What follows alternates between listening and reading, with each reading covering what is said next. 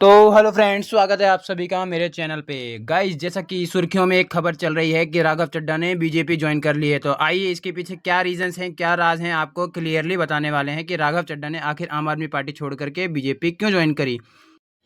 जैसा कि आप सभी को पता ही होगा कि राघव चड्ढा इन दिनों में खूब ज्यादा सुर्खियों में रहे। सुर्खियों में वे इसलिए रहे क्योंकि मिडिल क्लास की आवाज को लगातार पार्लियामेंट और राज्यसभा में उठाते रहे।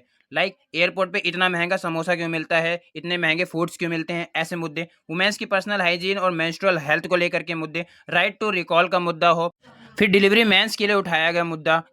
ये सारे वे इश्यूज थे जिनसे बहुत ज्यादा मिडिल क्लास परेशान था, और इन मुद्दों को पहली बार किसी लीडर ने जब पार्लियामेंट में उठाया तब मिडिल क्लास को लगा कि यस, कोई लीडर है जो उनके लिए भी सोचता है।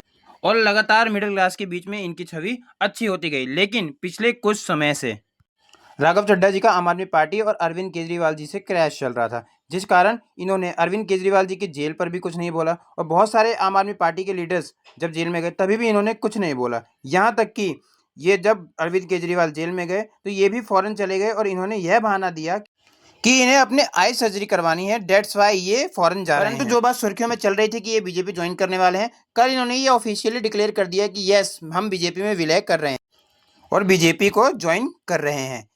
कर रहे हैं का मतलब क्या है कि इन्होंने अकेले बीजेपी को ज्वाइन नहीं किया, इनके और राज्यसभा के सांसद थे आम आदमी पार्टी के जिन्होंने बीजेपी ज्वाइन करी, जिसमें स्वाति मालेवाल, संदीप पाठक, अशोक मित्तल, हरभजन सिंह, राजेंद्र गुप्ता एंड विक्रमजीत सोहनी भी शामिल हैं।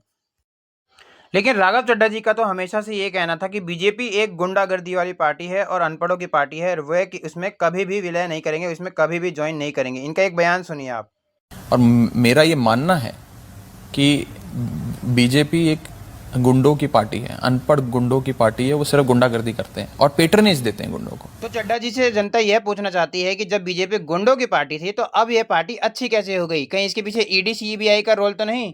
ये बात तो तय है कि राघव चड्ढा जी पर प्रेशर तो बनाया गया है। अब वो प्रेशर पैसे से हो, खरीद के हो, या कैसे भी हो, लेकिन पैसे से रिलेटेड बयान भी जरा सुन लीजिए राघव चड्ढा जी का।